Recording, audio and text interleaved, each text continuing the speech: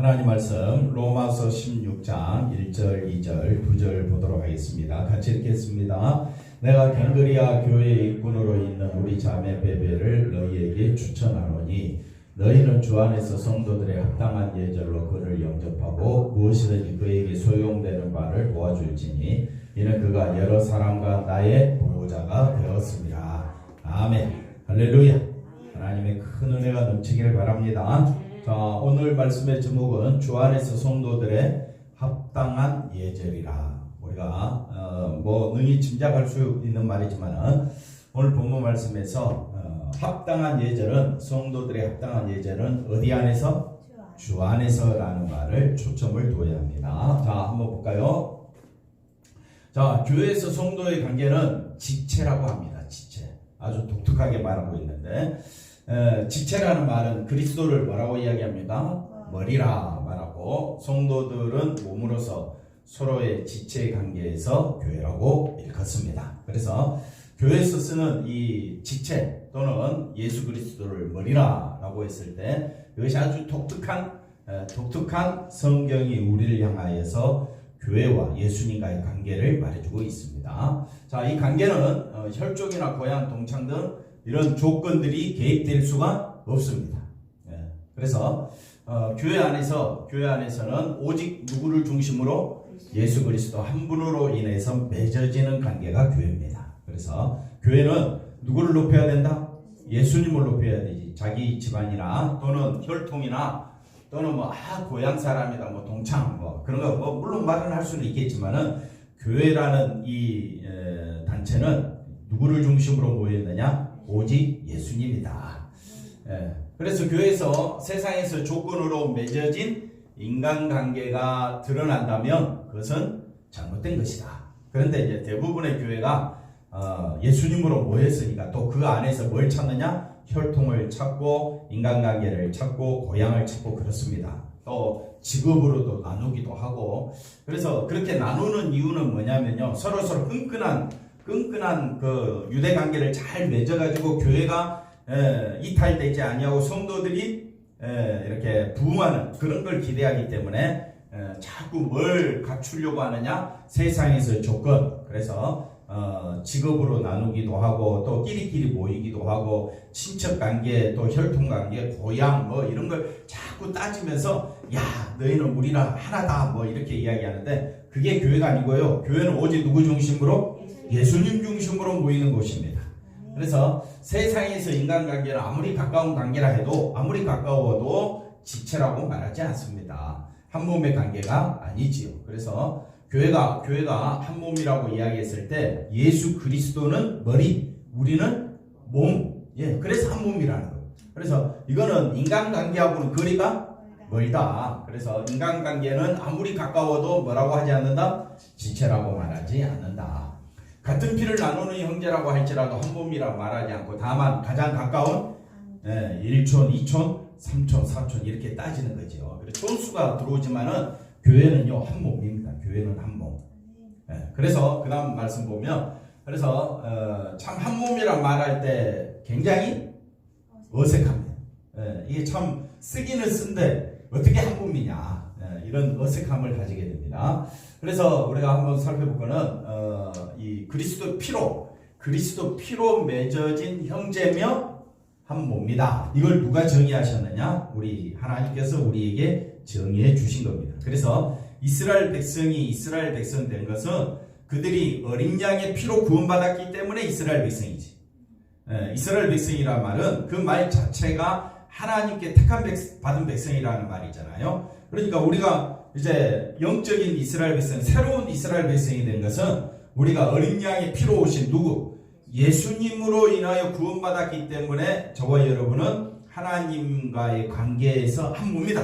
새로운 관계가 되었다. 그런 차원에서 우리가 지체다, 한 몸이다 이렇게 말을 하는 겁니다. 그래서 우리가 잘 아는 대로 교회는 아무런 조건이 개입되어 있지 않는, 우리는 서로 다 어떤 관계입니까? 남남이잖아요. 남남인데 왜 지체라고 말을 하고 한 몸이라고 말하느냐? 예수 그리스도를 머리라 하고 우리는 한 몸, 다 지체들이잖아요. 이렇게 말할 때에 뭐로 맺어졌다? 그리스도 피로 맺어졌다. 그래서 피로 맺어진 예수 그리스도 피로 맺어졌다라고 했었을 때 그 피가 한번 따라합시다. 그 피는 은혜요, 하나님의 능력입니다. 지입니다. 그래서 우리가 생각할 때 뭐 그리스도 피로 맺어진 거 뭐 그렇구나, 목사님 말하니까 뭐 피로 맺어진 형제요 한 몸이구나 뭐 그렇게 생각할지 몰라도 그 안에는 그리스도 피가 우리에게 오시기까지 하나님께서는 이 천지 만물을 창조하시고 또 사람을 만드시고 또 구원자를 보내시기로 하나님은 만세 전부터 창세 전부터 준비하고 계획하고 섭리하신 하나님의 경륜이 그 안에 담겨져 있다. 그래서 예수 그리스도 피가 하나님의 능력이요, 역사요, 하나님의 놀라운 섭리로 저와 여러분이 그 피를 믿게 되었다면 전적으로 누가 하시는 일이다? 하나님이 하시는. 하나님이 우리를 부르셨고 택하셨고, 한번 따라합시다. 믿게 하셨고 의롭게 하셨고 영광 돌리게 하셨습니다. 그러니까 처음부터까지 누가 다 하신 거예요? 하나님. 그래서 피로 맺어졌다, 교회는 피로 맺어졌다 했을 때 이 말 속에는 무슨 의미가 있느냐? 하나님이 우리를 부르셨습니다. 하나님께서 다 하셨습니다. 그냥 우리가 만난 것 같이 보이시지만은 이 피의 개념을 갖고 들어와서 우리가 말씀을 보니까 저와 여러분은 그냥 만난 것이 아닙니다. 숫자가 적든 많든 그게 중요한 게 아닙니다. 뭘로 맺어졌느냐 이거예요. 피로 맺어진 거잖아요.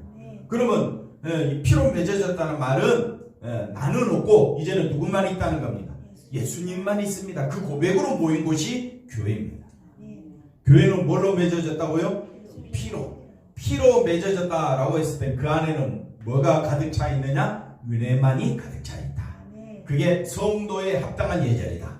그렇게 붙이면 되겠습니다. 그래서 한 몸으로 우리가 일컫게 되는 것은 예수 그리스도 피로. 그래서 예수 그리스도 피로 새로운 생명을 얻었기 때문에 예수 안에서 새로운 생명을 얻은 저와 여러분은 형제며 한 몸이다. 이렇게 불려지는 것은 전적으로 뭐로 맺어졌다? 예수님의 피로 맺어졌다. 그래서 십자가의 도가 우리에게는 구원이요, 힘이요, 능력이 되는 줄로 믿습니다. 자, 그래서 성도와 성도가 서로 만날 때는 이 외적인 조건, 인간의 조건을 내려놓고 오직 뭘로 만나야 된다? 예수 그리스도의 피로 우리가 만나야 된다. 그러니까 좀 분위기가 무겁잖아요. 피로 우리가 서로 만나야 된다. 그러니까 그래서 은혜로 만나야 된다. 약간 말을 바꾸어서 피는 조금 좀 섬뜩하고 좀 우리가 십자가 져야 되느냐 뭐 이런, 물론 그 말이 다 어디 안에 쏟아져 있지만 은혜라는 말 속에 다 쏟아져 있지만, 그래서 항상 우리가 좀 강하게 이야기할 때는 피가 등장하게 되고 조금 우리가 듣기 좀 편한 말로 순화시켜서 이야기한다면 교회는 뭐로 만나야 된다? 예수님의 은혜로 만나야 한다. 은혜로 만나야 한다라고 했더니 자꾸 말을 바꾸는 거야. 부드럽게 하고 서로 좋게 하다 보니까. 그래서 그리스도 피가 강조되는 것이 아니라 인간의 생각이 강조되니까 은혜도 말하지만은 뭐도 같이 말해야 된다? 피도 같이 말해야 된다. 그래서 교회는요, 예수님의 은혜로 만나야 합니다. 예수님의 뭐로 만나야 된다? 피로 만나야 된다. 그렇게 보시면 되겠습니다. 그래서 피로 만나는 것이 우리의 삶을 통해서 뭐 해야 된다? 증거되는 것이 믿음이다. 믿음은 나의 행위를 드러내는 것이 아니라 저 사람이 믿음이 있다 없다 라고 말을 할 때는 뭐를 높인다? 예수님의 피를 높이느냐, 그걸 보는 거예요. 그런데 많은 사람들, 우리가 신앙적 대화를 해보거나 아니면 또 우리가 이야기를 해보게 되면 신앙생활을 하는 데 있어서 자기가 몇 년 신앙생활을 했다, 그게 중요한 게 아니거든요. 또 우리가 신앙생활 했을 때 뭐 많이 헌신했다, 그게 중요한 게 하지 말라는 의미가 아니라, 그게 중요한 것이 아니라 교회는 뭐로 만나야 된다? 피로 만나야 된다. 성도와 성도의 만남 속에는 뭐가 들어가야 된다? 피가 들어가야 된다. 예수님의 피와 은혜가 들어가지 아니하면 아무 관계가 없는 거예요, 우리는. 교회라는 만남이라는 장소가 우리가 뭐 정치당도 아니고 사회에서 모이는 우리가 친목단체도 아닌 겁니다. 교회는요, 전적으로 예수님의 보혈의 피로 인하여 내가 생명 얻었음이 너무 감사해서 그렇게 모여진 단체가 교회입니다. 그래서 교회는요, 그리스도의 은혜와 그 하나님의 사랑을 나누는 뭐가 나타나야 한다? 삶이, 행위가 나타나야 한다. 그래서 교회는 십자가 보혈을 나타내면요, 그거 다 한 거예요. 네, 그게 우리의 사명이고 우리가 증인으로 부름받은 목적입니다. 그래서 그리스도의 은혜와 하나님의 사랑을 나타내는 것을 뭐라고 이야기하느냐? 능력이라고 합니다. 능력. 그래서 우리가 오직 성령이 너희에게 임하시면 너희가 뭘 받고? 권능을 받고 능력을 받고, 이 말 속에는 나는 이제 예수님의 은혜와 하나님의 은혜만 나타내겠습니다. 그게 능력입니다. 그걸 가지고 예루살렘과 온 유대와 사마리아와 내 가까운 사람들에게 드러내는 것. 뭘 드러내라고요? 네, 내 감정, 내 자존심, 이거 드러내라고 우리를 부르신 목적이 아닙니다. 오늘 하나님께서 우리를 부르신 목적에는 바로 예수님의 은혜가 얼마나 귀하고 놀라운지를, 예수님의 그 은혜로 십자가 보혈의 피로 내가 생명을 얻은 자가 되었고 제사함 받고 의로운 자가 되었고 거룩한 백성이 되었고 하나님의 자녀라 칭함 받은 것이 그게 바로 은혜요 능력이라 이 말입니다. 우리가 생각하는 능력은 뭡니까? 내가 생각하는 파워, 힘, 능력은 뭐냐? 내가 잘 되는 거죠. 세상적인 생각과 가치관으로는 야, 우리 조덕현 집사는 능력이 있다. 그러면 조덕현 집사는 뭐가 능력이 있어요? 뭐 일을 해내는 능력. 저 사람이 나타나면 뭔가 변화가 일어나는 능력. 조덕현 집사가 한다. 조덕현 집사님이 한다면 한다. 그런 정치적인 구호도 있잖아요. 그게 사람들은 뭐라고 생각해요? 능력이라. 그러나 교회가 말하는 능력은 우리 권사님은 누구만 드러낸다? 예수님의 보혈의 피만 드러낸다. 그게 바로 능력이다. 할렐루야. 이게 성도에 합당한 예절이다. 성도와 권사님과 우리 집사님 서로 만날 때 합당한 예절은 뭐냐? 서로를 존귀한 자로 예수님의 피로 맺어진 우리가 지체임을 깨닫고 예수님의 생명이 너무 귀하여서 그 생명을 높이고자 우리가 만나고 있는 줄로 믿습니다. 그게 아니라면 우리 모임의 의미는 없어요. 자기 즐거움을 찾아 모이는 것밖에 되지 않습니다. 성도가 모여서 서로 시기하고 다투게 되는 것은 지체로서 한 몸의 관계를 벗어나는 것. 즉 예수님의 은혜가 나타나지 아니하고 자기의 뭐가 드러납니까? 자존심. 그게 무서운 거예요. 그래서 자존심 때문에 시기와 뭐가 나타납니까? 다툼이 일어나고 탐욕이 발생하게 되는 겁니다. 이것은 스스로 교회를 허물고 있는 것임을 알아야 합니다. 자, 우리는 모이면 그리스도를 말하고 믿음을 말한다. 하지만 우리가 그리스도를 말한다고 해서 자신이 그리스도를 알고 있고 믿고 있다고 단정하면 안 됩니다. 이단들도 누구를 들먹이고 있어요? 예수님을 들먹이고 있어요. 그래서 예수님을 말하고 있다면 예수님의 피가 나의 전부입니다. 이렇게 이야기해야지 예수님의 십자가는 실패한 작품입니다. 이렇게 말하면 그건 예수님이 전부가 아니잖아요.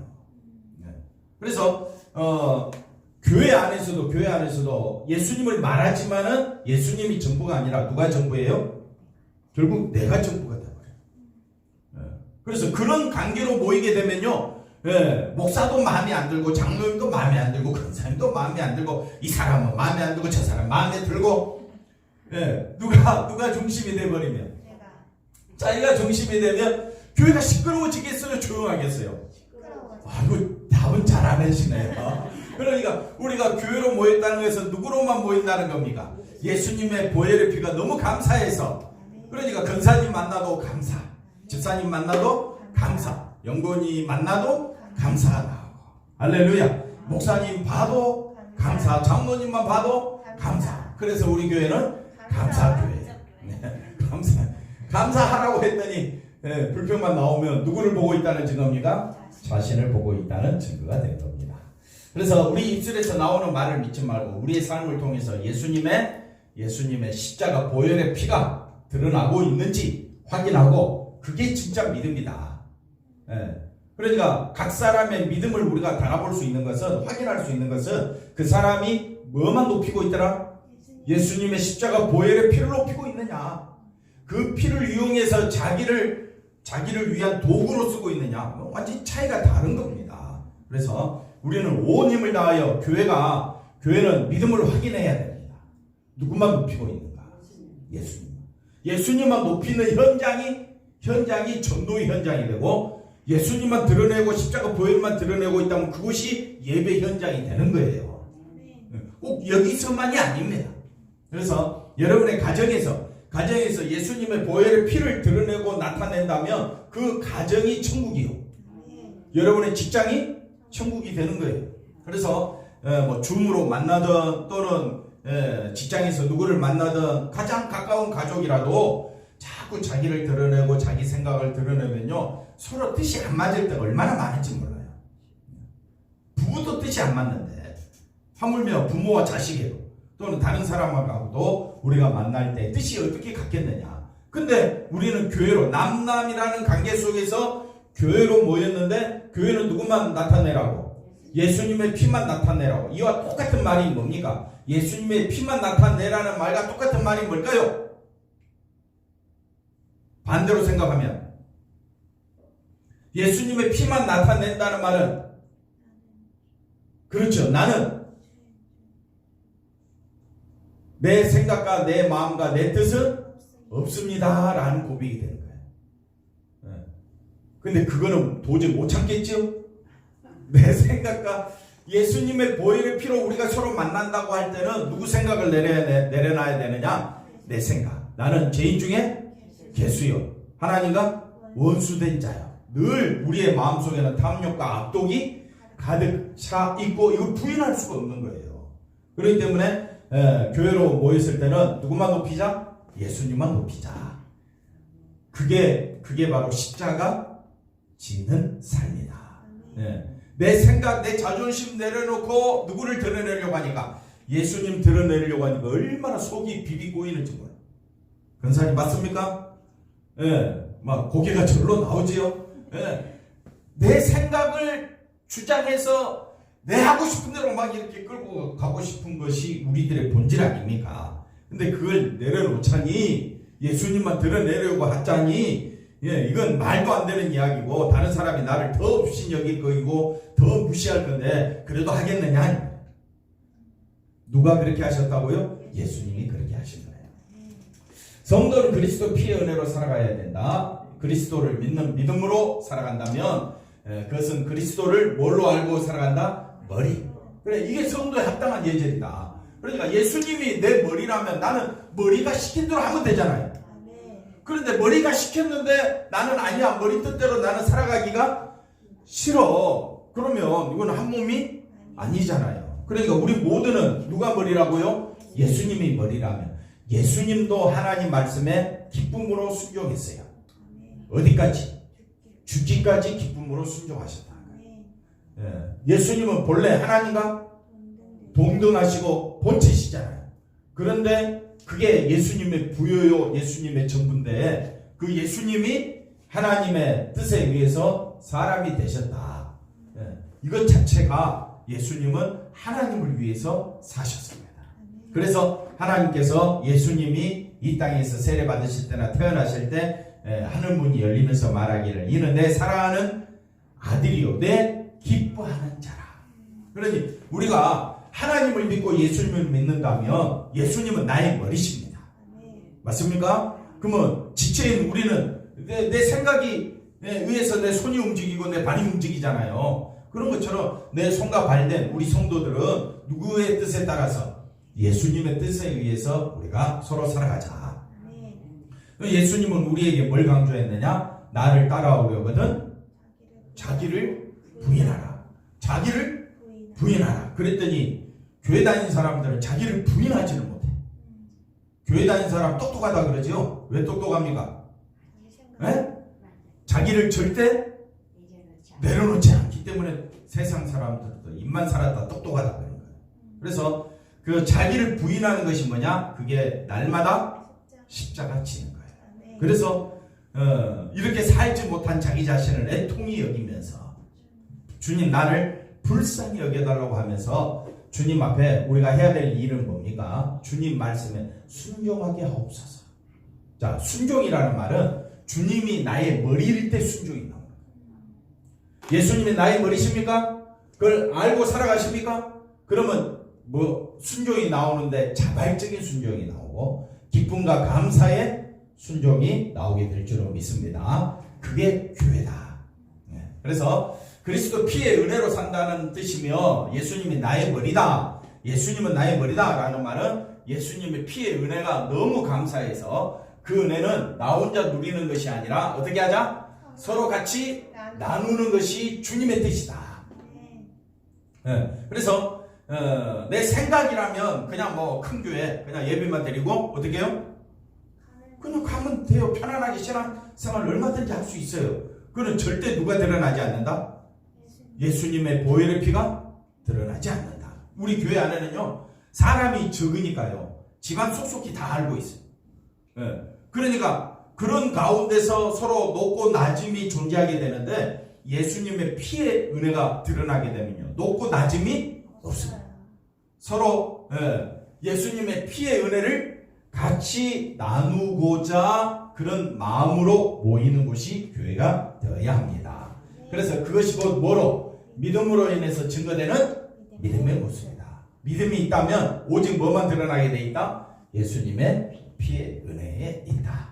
그 피가 너무 감사해서 아멘이십니까? 그 피가 너무 감사해서 내가 이제 죄인이 아니라 의인이 되었고 성령으로 인하여 우리가 이것을 알게 되고 하나님의 거룩한 백성이 되었다는 그 자체만으로도 우리 인생의 모든 문제가 해결된 거잖아요. 우리 인생의 무거운 짐이 다 누가 해결해 주신 거예요? 예수님이 해결해 주신 거예요. 우리의 수고와 우리의 무거운 짐, 우리의 멍에를 누가 다 해결해 주셨습니까? 예수님이. 그러니까 우리는 이제 예수님만 바라보며 나아가는 것이 나의 멍에요, 나의 기쁨이 되는 겁니다. 그래서 성도는 서로 받아들이는 관계이며 강한 자가 믿음이 강한 자라면 믿음이 약한 자의 뭐를? 약점을 담당하는 관계다. 그래서 자, 그 다음 보시면 로마서 15장 우리가 이 말씀을 너무너무 우리가 잘 알고 있죠. 믿음이 강한 우리는 마땅히 믿음이 약한 자의 약점을 담당하고 자기를 기쁘게 하지 아니할 것이라. 그래서 자기를 기쁘게 하기 위한 삶이 아니라 예수님을 기쁘게 하는 삶이 되어야 한다. 그게 이웃을 기쁘게 하는 거죠. 그래서 예수님을 높이면 당연히 이웃이 기쁩니다. 이해가 되시겠습니까? 내가 예수님을 정말 높인다면 이웃이 기뻐하겠어요? 안 기뻐하겠어요? 기뻐하겠죠. 왜? 내 자존심으로 나가는 것이 아니라 예수님을 높이는 마음으로 나가면 서로의 만남이 기쁨 그 자체가 되는 거예요. 이것이 뭐라고? 예수님을 높이는 것이 뭐라고요? 선이다. 예수님의 십자가 피를 높이는 것이 선을 이루고 덕을 세우는 것이다. 3절 볼까요? 그래서 그리스도께서도 자기를 기쁘게 하지 아니하셨다. 그래서 예수님의 모든 기쁨은 누구를 위한 것이다? 하나님을 위한 것이다. 그랬더니 뭐가 돌아왔다? 비방이 돌아왔어도 비방조차도 받아들이게 된다. 예수님은 사람들의 비방을 얼마나 많이 받았습니까? 십자가 지시기까지 얼마나 모욕과 멸시천대를 받았습니까? 그럼에도 예수님은 그 비방을 다 받으셨다. 누구를 기쁘게 하기 위해서? 하나님을 기쁘게 하기 위해서. 그러니까 우리가 예수님을 기쁘게 하기 위해서 이웃에게 어쩔 보면 모욕과 비방이 온다 할지라도 괜찮다 이거예요. 내가 누구를 높이고 있다면 예수님을 높이고 있다면. 그래서 성경은 교훈은 우리의 교훈은 우리로 하여금 인내 또는 소망을 가져. 인내와 소망은 다 하나님께 있다. 그래서 5절에 보시면 인내와 위로에 하나님이 자 너희로 우리 성도들 그리스도 예수를 어떻게 하도록 본받는다. 그래서 예수를 본받는다라는 말은 서로 뜻이 같다. 같은 말 같은 마음 같은 생각은 누구를 본받는 것이다? 예수. 그래서 한 마음과 한 입으로 하나님과 우리 주 예수 그리스도의 아버지께 그게 하나님께 영광 돌리는 것이다. 하나님께 영광 돌리는 건 뭐냐? 예수님 마음 품는 거예요. 다른 게 없어요. 누구의 마음을 품는 거? 예수님 마음 품고 우리가 교회로 서로 만나는 것이 하나님께 뭐가 된다? 영광이 된다. 그러므로 그리스도께서 우리를 받아 주신 것처럼 하나님께 영광 돌리신 같이 너희도 서로 받으라. 은혜로 받으라. 은혜로 만나라. 한번 따라 합시다. 은혜로 만나는 것이 성도의 합당한 예절이다. 네. 그러면 우리 성도 간에 합당한 예절은 뭐로 만나는 것이다? 은혜로 만나는 것이다. 그리스도 보혈의 피로 보고 나면 우리 장문사님이 너무 귀하신 분이에요. 우리 김길자 권사님 너무 귀하신 분이에요. 예수님이 함께 하신 생명을 가진 영생을 가진 자잖아요. 뭘로 비난할 수 있겠습니까? 우리는 비난할 건덕지가 없습니다. 하나님이 거룩하게 하시고 하나님께서 천국 보좌에 앉혀주셨는데 나 같은 자 감히 다른 사람을 향하여 우리가 뭐라 말할 수 있겠습니까? 그건 은혜로 만나는 것이 받아주는 것이 아니죠. 그래서 이제 16장 로마서 16장 마지막 장은 무난하라라는 그 무난하는 사람이 30명이 넘습니다. 왜 이렇게 무난하라 했느냐? 그만큼 로마 교회 성도들을 바울은 뭐로 만나고 있다? 십자가 보혈의 피로 만나고 있음을 우리에게 보여주고 있습니다. 한번 따라합시다. 성도는 교회이며 교회는 뭐라고요? 그리스도의 몸이다. 이걸 서로 안다면 그래서 우리가 뭐로 만난다? 지체로 만난다. 문안 역시 단순한 인간관계가 아니라 그리스도의 피를 믿는 뭘로? 믿음으로 만나는 관계다. 그러면 성도의 합당한 예절은 뭐를 드러내는 것이다? 피를 때문에. 그래서 우리가 이제 계속 이제 16장에 나오는 인물들을 자세히 보면요, 다 예수를 피를 믿는 믿음으로 보니까 전부 다 보배로우신 분들이에요. 그러면 로마서에 나오는 성도들만 보배로운 것이 아니라 여기 있는 우리들도 다 어떤 분이라고요? 예수 그리스도 피로 만난다면 다 보배로운 분이에요. 자, 갱그리아 교회의 일군으로 고린도 교회가 마게도냐가 있고 윗지방 밑에 지방 아가야가 있다 했죠. 아가야에 고린도가 있으면 거기서 한 10km 떨어진 항구 쪽에 갱그리아가 있어요. 그래서 이 갱그리아 교회의 일꾼으로 있는 베베를 너희에게 추천한다. 바울은 로마를 방문하기를 원하고 있으면 결국 어디로 가게 됩니까? 예루살렘으로 가게 되지만 그 대신 누구를 보냅니까? 베베를 보내게 되죠. 그 당시 여자들은 우리가 생각하는 만큼 이렇게 환대를 받지 못했습니다. 자, 그러나 이거는 이제 예루살렘으로 가는 목적이었죠. 그 다음 보겠습니다. 로마로 가기 전까지 믿음이 약한 로마의 성도들을 위해서 갱그리아 교회의 일꾼으로 있는 베베를 로마로 보냅니다. 근데 바울의 당부는 뭐냐? 주 안에서 성도들의 합당한 예절로 그를 영접하라. 그러니까 여자가 왔었을 때에 그 당시 상황 속에는 무시받기 십상이고 또 어찌 보면 대접을 제대로 못 받는다라고 했었을 때 바울이 강조하는 그 합당한 예절은 어떻게 영접하는 거냐? 예수님의 은혜로 우리가 서로를 만날 때에 존귀한 자로 우리가 서로 받을 수 있지 않겠습니까? 그 말을 지금 해주고 있습니다. 무엇이든지 그에게 소용되는 말을 도와줄지니 이는 그가 여러 사람과 나의 보호자가 되었습니다. 그러니까 베베가 그리스도를 증거하는 일에 힘썼다라는 부분을 말해주고 있습니다. 바울이 당부를 하는 이유는 자신이 천국에서 로마로 보는 베베가 로마의 성도들의 마음에 들지 않았을 경우를 염려한 경우다. 그러니까 누구 생각이 앞서게 되면 자기 생각이 앞서게 되면 베베가 설교를 잘하는지 성도들을 잘 보살피는지 교회를 이롭게 하는지 교회를 부흥시키는지 여러 각도로 살펴볼 거 아니에요. 그러지 말라는 거예요. 베베가 예수님의 은혜만 나타내면 그걸로 만족하라 이 말이지요. 그 다음 볼까요? 로마 성도들은 자신들이 의지하고 존경하는 바울이 청간 사람이기 때문에 베베에게 어떤 특출한 기대감을 가지게 되는 것은 사실이다. 그러나 사람에 대한 기대를 가지고 있다가 막상 만났을 때 기대했던 것이 무너질 수가 있다. 이처럼 누군가에 대한 기대가 무너졌을 때 쫓아내야 되겠느냐 이거예요. 기대가 다르다고. 그 사람 무시하면 되겠느냐 이거예요. 아니다 이 말이에요. 그에 대해서 소홀히 여기게 되고 배척하게 될 수도 있다. 그래서 바울은 로마 성도들에게 베베를 어디 안에서? 주 안에서 성도의 합당한 예절로 그를 영접하라고 당부하는 것이다. 그러면 주 안에서 성도들의 합당한 예절이 뭔지 이제 아시겠죠? 십자가 보혈로 그를 높이는 겁니다. 그게 우리의 만남이 되어야 합니다. 그래서 주 안에서 합당한 예절은 나이 적은 자가 나이 많은 자를 공경하는 이런 세상 예절이 아니다 이 말이에요. 지위가 낮은 자가 높은 자에 대한 순종하는 그런 의미가 이건 당연히 있어야 되고요. 성도의 합당한 예절은 뭐가 없어야 된다? 예수 안에서 보니까 서로가 편견이 있다 없다? 편견이 없습니다. 그 다음 예수 안에서 보니까 외적인 조건으로 구별하고 경쟁하는 것이 아니라 서로 뭐 하는 것이다? 그리스도가 나를 용납해 주신 것처럼. 네. 우리가 죄인이었고 하나님과 원수였는데 하나님께서는 누구를 보내주셨어요? 예수님을 보내주시고 우리를 용납해 주신 것처럼 우리도 예수 안에서 서로 어떻게 하자? 용납하고 용서하는 관계로 만나자. 그러면 교회가 싸울 일이 있다 없다? 없다. 근데 교회가 막 무시하고 그 다음에 잘했니 못했니 편가르게 하고 그러니까 나라도 문제고 교회도 문제가 생겨버립니다. 이런 일이 발생하게 된다 이거예요.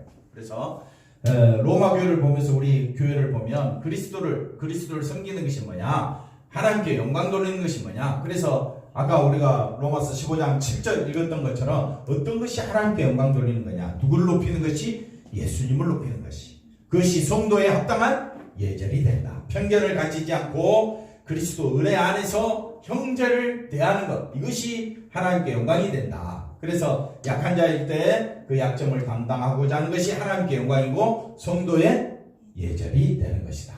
만약 여러분이 누군가를 스스로 판단하면서 야, 저 사람 믿음이 왜 저 모양이지? 이렇게 말을 한다면 그건 합당한 예절이 아닌 겁니다. 왜 믿음이 그 모양이야? 그럼 내가 도와줘야지.